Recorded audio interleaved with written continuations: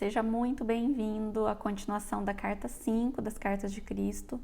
Essa é a parte 2. E nesse vídeo de hoje eu vou trazer o que Cristo disse sobre as descobertas científicas a respeito da origem do universo. Ele diz que antes que toda a sociedade conhecesse as ideias de Darwin, as igrejas elas consideravam que o mundo havia sido criado exatamente como estava descrito no Gênesis do Velho Testamento. Só que quando os cientistas trouxeram outros tipos de crenças, outros conceitos, eles enfrentaram uma forte oposição da igreja. E acabou que os cientistas mudaram o foco de energia deles. Eles passaram a focar mais em provar que as afirmações dos profetas estavam erradas. E assim, eles acabaram se perdendo pelo ego, eles acabaram sendo impulsionados pelo ego. E daí em diante, qualquer percepção intuitiva que fosse apresentada, ela era ridicularizada. Isso fez com que eles recuassem a respeito de qualquer percepção intuitiva. E eles passaram a embasar apenas na razão e na lógica. E assim, continuaram aprisionados por esse intelecto humano, pelo materialismo. E agora Cristo vem para nos mostrar que algumas das teorias científicas são tão erradas quanto as verdades que a doutrina cristã também nos apresenta. E tem uma frase que ele diz que ele veio para responder algumas perguntas que não poderiam ser respondidas nunca pela mente terrena, que essa mente aqui, mesmo dos cientistas, ou mesmo de líderes religiosos, essas mentes não são capazes de responder algumas perguntas, porque a mente terrena realmente é limitada e não consegue compreender algumas coisas que vêm do mundo espiritual. A comunidade científica, ela afirma que o mundo é formado das partículas elétricas. E essa foi a visão de Cristo no deserto, de que tudo era energia, que tudo era partículas elétricas que estavam em movimento. Mas o que a comunidade científica não é capaz de explicar é por que existem essas partículas. Qual é o propósito? A ciência não consegue dizer e explicar qual que é a motivação, qual é a força de motivação que atrai essas partículas, por que elas existem, qual é a motivação dessas partículas existirem. E a ciência também não sabe nem de onde vêm essas partículas. A ciência diz que elas foram liberadas durante o Big Bang, mas por que elas foram liberadas? Qual foi a motivação por trás disso? Essas questões, a nossa mente limitada, a nossa mente humana, não consegue responder, não consegue compreender. Gostaria que você pensasse agora na tabela periódica, no conjunto de elementos que existem aqui na Terra.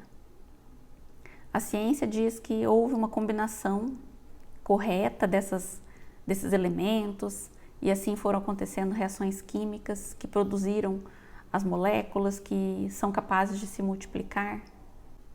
E então Cristo fala aqui com bastante riqueza de detalhes em vários elementos, em várias ocorrências aqui da Terra, aqui da matéria, desta combinação dos elementos.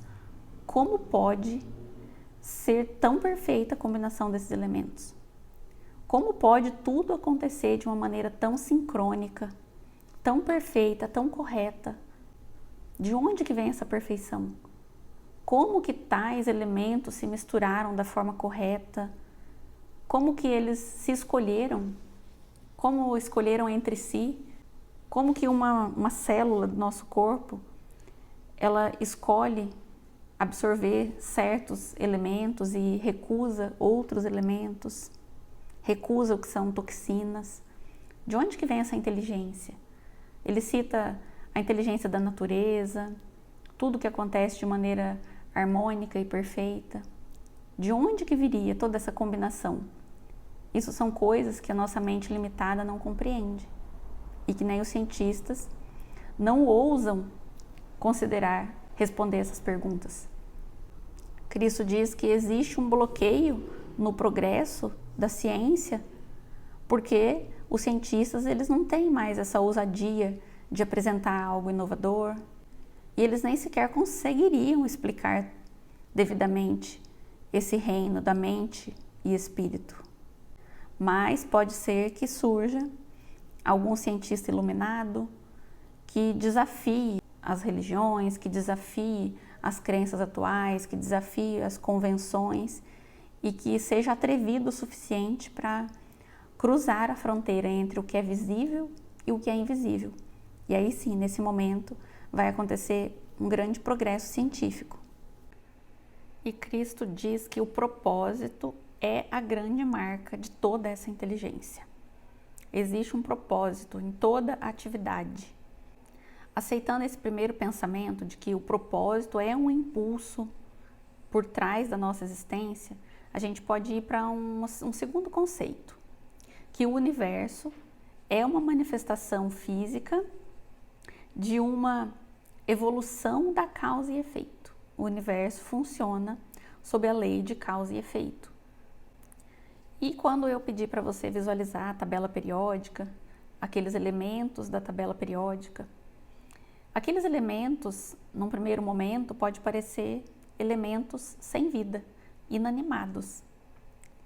Só que isso não é verdade, porque Cristo traz para nós que qualquer elemento, em todo momento da criação de cada elemento, entrou uma consciência naquele organismo, naquele elemento.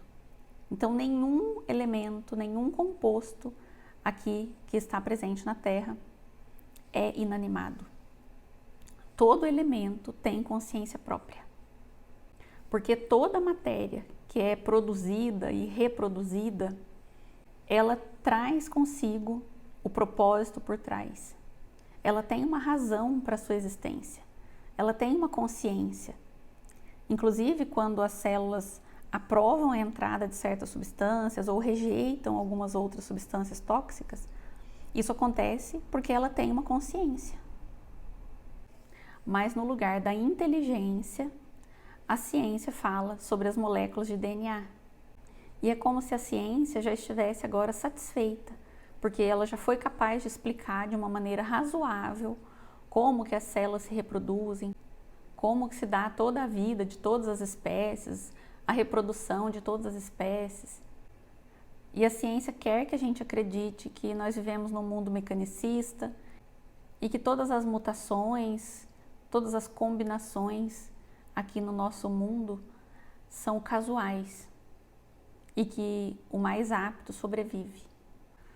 E para a gente encerrar esse vídeo de hoje, Cristo também sugere que a gente analise a verdadeira fonte do ser quando a gente observa algum elemento ao nosso redor.